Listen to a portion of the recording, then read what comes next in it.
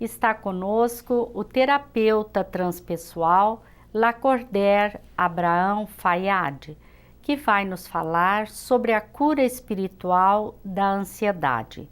E também vamos ver a mensagem com o título Sou a imagem que ela leva.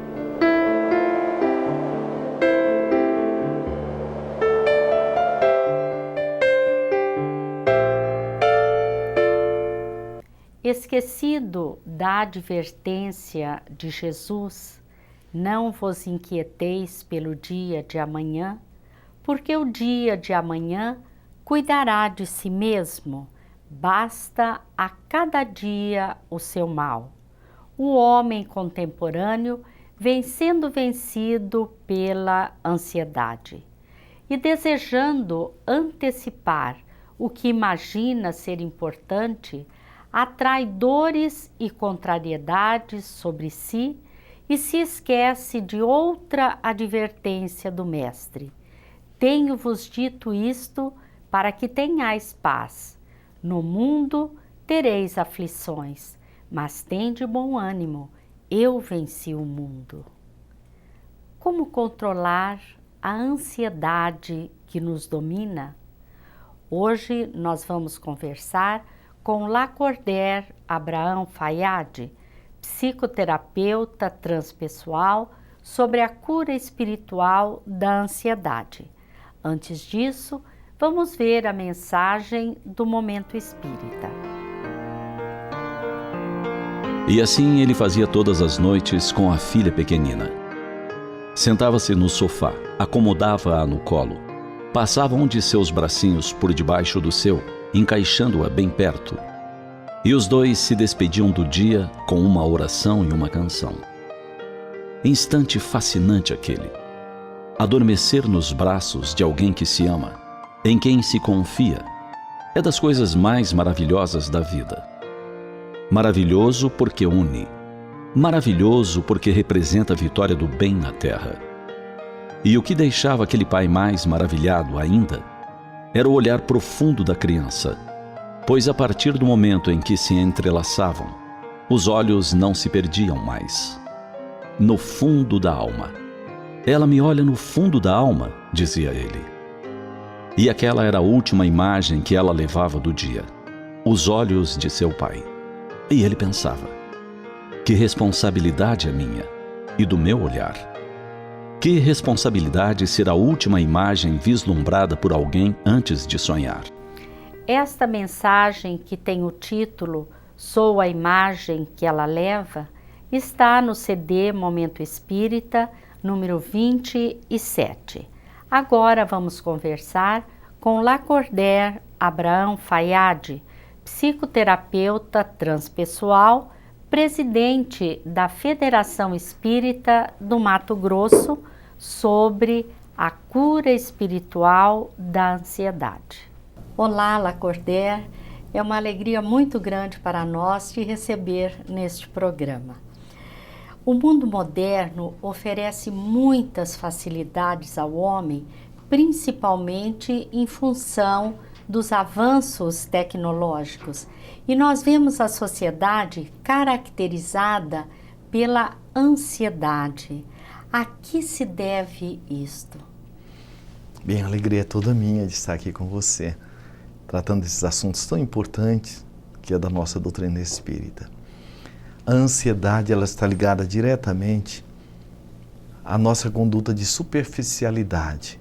Primeiro conosco mesmo, aqueles de nós que temos dúvidas, insegurança de quem nós somos, que nós estamos ou não inseridos dentro desse amparo divino. Então temos dúvida também diante da providência divina e diante das leis imutáveis de Deus conosco. Então a ansiedade, ela está muito ligada a essa superficialização que nós fazemos conosco pela ausência da busca do sentido existencial. Porque os valores que nós temos necessidades de estar buscando, trabalhar, já existem dentro de nós. Por isso, quando Jesus diz, não turbeis o vosso coração, crede em mim, crede em Deus. A cada dia basta o seu próprio acontecimento. Então, dentro dessa visão da providência da previdência divina, aqueles de nós que trabalhamos com mais profundidade e intimidade dentro desses preceitos que a doutrina espírita nos oferece, teremos a autoconfiança que vai gerar em nós a serenidade. E essa ansiedade, ela é normal ou ela é prejudicial? Como que nós podemos ver a ansiedade? Existe aquela ansiedade da expectativa natural, quando nós, diante de alguma situação, ou de algum compromisso, ou de algo que desperta em nós um certo anseio. Então essa ansiedade é comum estar nos acontecendo. Mas a ansiedade, quando já patológica, é aquela que vem justamente dos nossos movimentos psicológicos, da pré-ocupação e da pós-ocupação. Porque nós, quando entramos num padrão da pré-ocupação, que é justamente o que vai acontecer, o que vai ser. Se não deu certo ontem, o que vai ser de mim amanhã? Então nós ficamos como se fosse numa relação pendular diante de nós, diante da vida. Ora preso no passado, ora buscando o futuro. No passado nós nos apegamos a situações que aparentemente não deram certo. E não vemos as situações que não deram certo como experiências, porque dentro de nós não tem mapa de derrota. Dentro de nós tem fatos. Aquelas situações que não deram certo, elas têm um sentido pedagógico ou andragógico, de estar nos ajudando a estar fazendo de forma diferente. Então eu fico muitas vezes na pós-ocupação, é como se eu quisesse tomar banho na mesma água do rio 2 vezes. E dentro desse movimento evolutivo não tem como nós voltarmos ao passado. E ao mesmo tempo eu pego as cores sombrias do passado e eu pinto o futuro. Então eu entro nesse padrão dessa ansiedade patológica. E aí eu entro numa desesperança. Então a questão é, nem posso se ocupar, nem se preocupar, é se ocupar. É a visão do aqui e agora. O Espírito Honório tem um livro que chama Dias Felizes, da editora Espiritizar. E tem um artigo que chama O Tempo é de Deus. Então ele nos mostra, porque dentro desta visão dos atributos de Deus, da onipotência, da onisciência e da providência e da previdência divina, que é o que a doutrina espírita vem nos ajudar a esclarecer, e Allan Kardec trabalha muito bem isto, né, nos ajudando a refletir diante deste amparo divino, nós vamos perceber que aqueles que adentramos com todo o carinho que a leitura e o estudo reflexivo da doutrina nos recomenda, nós vamos conquistar a serenidade, fruto dessa autoconscientização de quem nós somos e o que estamos fazendo e o que vai nos suceder. Porque dentro da providência e da previdência divina, nós sabemos que nada vai nos acontecer sem a permissão divina. Então aí nós vamos ver a previdência, que está inserida dentro das suas leis sábias e imutáveis. E a providência é o que diz Emmanuel, antes de qualquer problema, a ajuda chega sempre na frente. E quais são, Lacordaire, os sintomas dessa ansiedade que foge da normalidade? Como que a gente identifica se a minha ansiedade já fugiu da normalidade? Então, os nossos pensamentos ganham forma, vida e movimento, como diz o espírito André Luiz. Conforme nós pensamos, nós vamos estar estimulando neuroquimicamente o nosso cérebro. Então, aqueles de nós que temos a ansiedade, dentro desses padrões de crenças limitadoras, pessimistas, e essas crenças, elas vêm muito do nosso processo socioeducativo.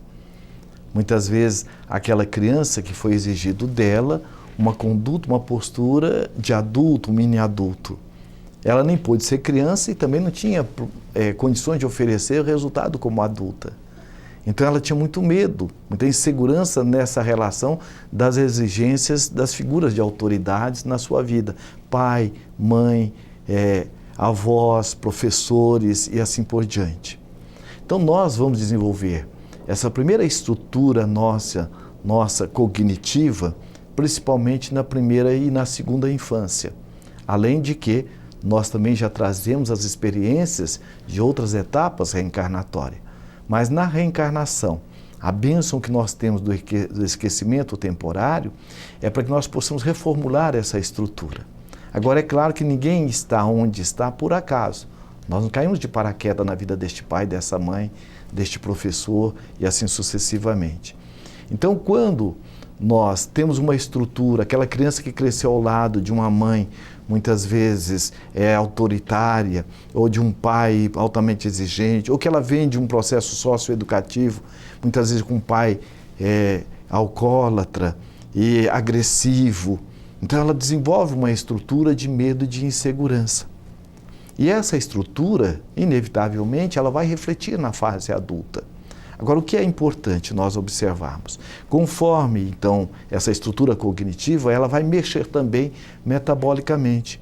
Então, a pessoa vai ter uma série de reflexos dessa ansiedade patológica. Então, ela vai ter uma hiperexcitação mental. Ela, diante de qualquer situação, ela já fica logo tendo taquicardia.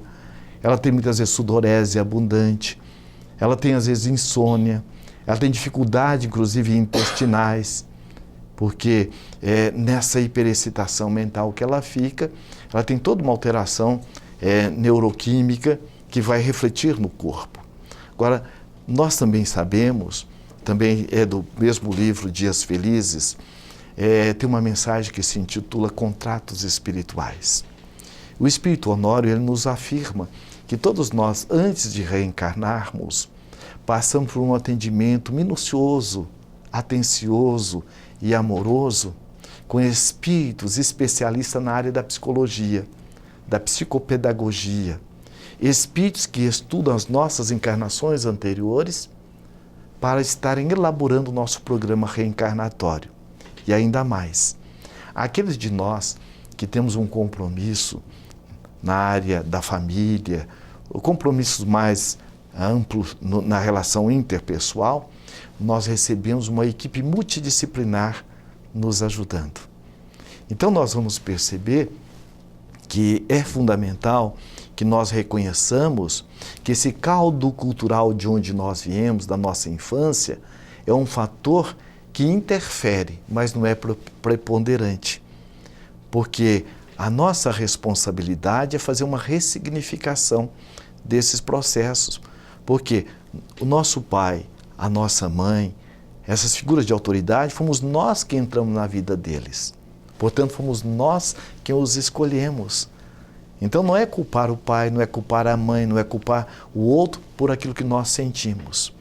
Então, daí a importância, e é isso que a doutrina espírita nos ajuda a ressignificar, assumir essa responsabilidade amorosa e buscar ajuda.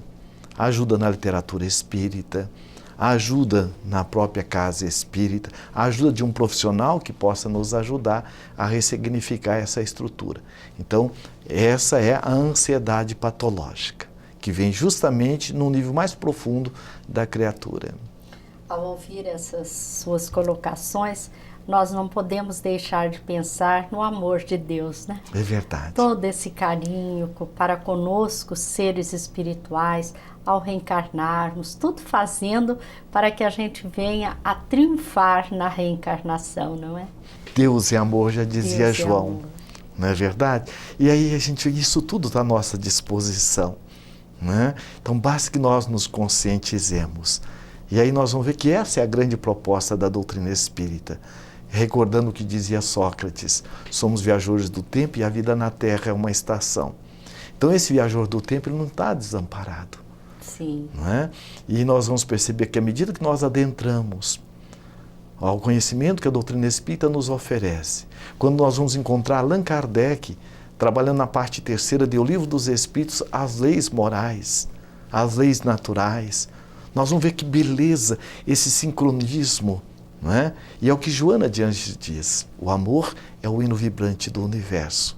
Ama o verme debaixo do solo, o homem e a mulher no solo e o Pai nas galáxias. Então é por amor que nós aqui estamos. Então a ansiedade é algo temporário.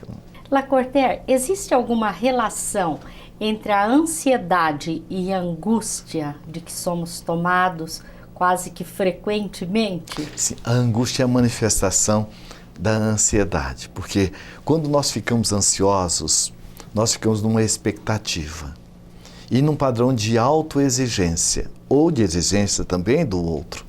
E quando assim não somos atendidos, então nós entramos nesse estado de angústia, que é o contato que nós temos com a frustração, que nós não temos domínio sobre o outro.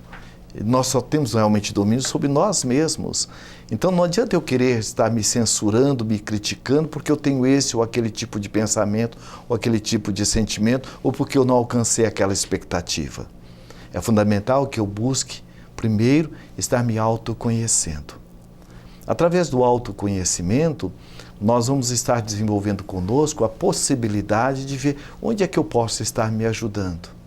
Então, nesse movimento da busca de se autoconhecer, conforme Santo Agostinho coloca na questão 919 do Livro dos Espíritos, nós vamos ganhar o autodomínio. O autodomínio não é a ausência das nossas expectativas, muitas vezes ansiosas ou desequilibradas, que muitas vezes nós focamos no outro. E quando nós focamos no outro, veja, é como se eu estivesse construindo a minha casa no quintal do outro. Hipoteticamente, de quem que é a casa?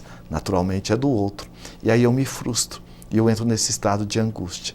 Então o autodomínio é eu saber que eu tenho essas expectativas, sei de onde elas vêm, porque vem justamente desse meu processo também socioeducativo, da forma como eu me articulo internamente. E normalmente, por que nós nos apegamos às coisas de fora? Porque normalmente eu estou vazio de mim mesmo. Então eu fico nas ilusões de controle. Eu quero controlar o outro, ou às vezes eu quero controlar também o tempo ou as circunstâncias. O controle do outro, eu quero que o outro haja como eu penso. E eu esqueço que o que eu desejo, eu só posso estar realmente trabalhando em cima desse desejo comigo mesmo. O máximo na relação com o outro que eu posso estar fazendo é estar junto com ele negociando processos de mudança ou de compartilhamento. Então, uma das ilusões que mexe muito conosco na angústia e na ansiedade é a ilusão de controle do outro. A segunda é das circunstâncias. Muitas vezes nós estamos no trânsito, marcamos para chegar a tal hora em determinado lugar. O trânsito engarrafa, ou seja, então tumultua. Eu fico agora questionando como é que pode esse trânsito desse jeito, como é que... Então, muitas vezes eu fico envolto na situação do problema e eu não enxergo a solução. Isso me traz uma angústia muito grande, porque depois que passa todo aquele questionamento, toda aquela lamentação, a energia que fica não é uma energia assertiva, é tumultuada. Eu jogo energia fora. Por isso que Joana diz assim, a queixa e a lamentação ocupam o lugar do pensar responsável. A outra ilusão é a ilusão de controle do tempo. Ah, eu não devia ter feito, mas já fiz. Ah, eu não devia ter falado, mas já falei. Ah, eu não deveria. E aí eu fico no passado e com essa mesma energia eu entro numa desesperança em relação ao futuro.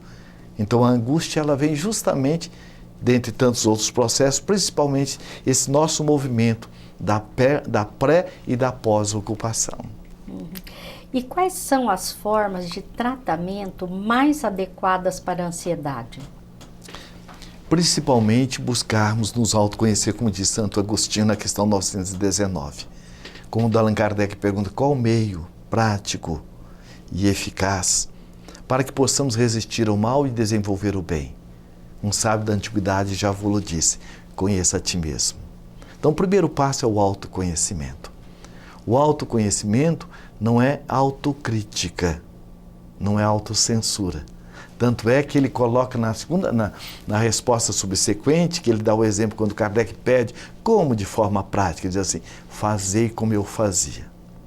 Aí também nós vamos ter a postura de alguém que conquistou a autoridade moral.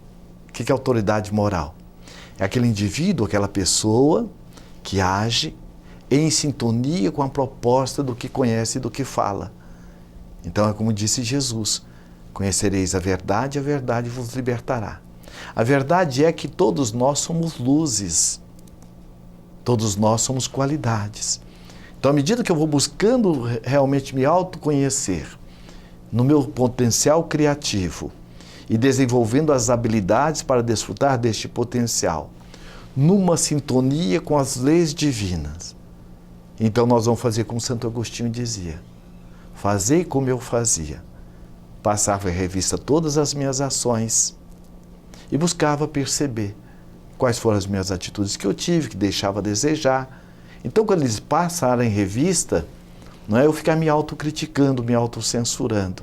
É eu estar vendo as minhas ações, as minhas atitudes, como alguém vê um álbum de fotografia. Ele não vai ficar censurando, deixa eu ver onde eu estou gordo. Não, ele vai vendo, é interessante, olha, aqui eu estava um pouco mais exagerado. Olha, aqui eu estou chorando. Olha nessa outra foto também, por quê? E eu vou identificando determinados padrões, muitas vezes de autorrejeição que eu tenho comigo.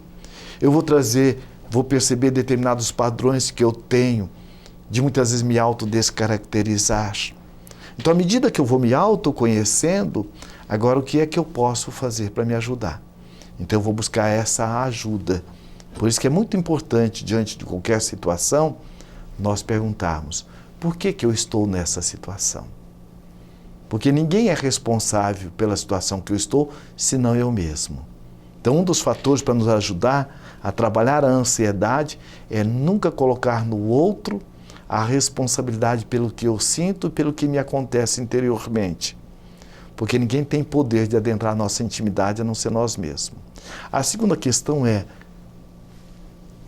depois do porquê eu estou nessa situação, o que é que essa situação quer me dizer? Porque toda situação, ela já tem dentro dela um convite para que nós desenvolvamos as virtudes que se encontram latentes dentro de nós. Então, diante da minha esposa, de uma situação com ela, ou com meu filho, ou no meu trabalho, eu vou me perguntar: que virtude eu estou sendo convidado a desenvolver diante dessa situação? E aí eu saio do certo e do errado e entro nas leis divinas. Porque eu sei que nada vai me acontecer que não seja para o meu bem. Então, com isso, eu vou estar administrando a minha situação interna, as minhas emoções, e vou agora conseguir ver melhor onde eu posso agir. Mais ainda, quando nós buscamos o recurso da oração. Que Allan Kardec trabalha muito bem o Evangelho segundo o Espiritismo, ele reserva um capítulo para mostrar o poder do pensamento. E o quão é importante a oração como um recurso para que nós possamos aurir forças e nos auto-administrar. Quando Joana diz assim: a oração é o interfone que nos liga ao Criador. E através dos fios invisíveis do pensamento, ele nos responde, nos inspirando a melhor decisão. Então, daí nós vamos perceber o autoconhecimento, buscar o autodomínio, porque não é tudo que eu penso que eu devo dizer para minha esposa, não é tudo que eu sinto que eu devo dizer. É a hora que eu estou com raiva, que eu estou ansioso, depois passa, bem, olha, não é nada daquilo, mas já falei. Já agredi. Isso. O processo é nós buscarmos a ajuda na oração, no processo também terapêutico, um profissional. São as ajudas que nós recebemos e tantas outras. Lacordaire, nós agradecemos a sua participação neste programa. Eu é quem agradeço, Ivone, e rogo a Jesus que abençoe você no prosseguimento deste trabalho e a todos aqueles que nos ouvem com carinho. Muito obrigada. Agradecemos a todos vocês que mais uma vez estiveram conosco. Esperamos estar juntos no próximo programa e muita paz a todos.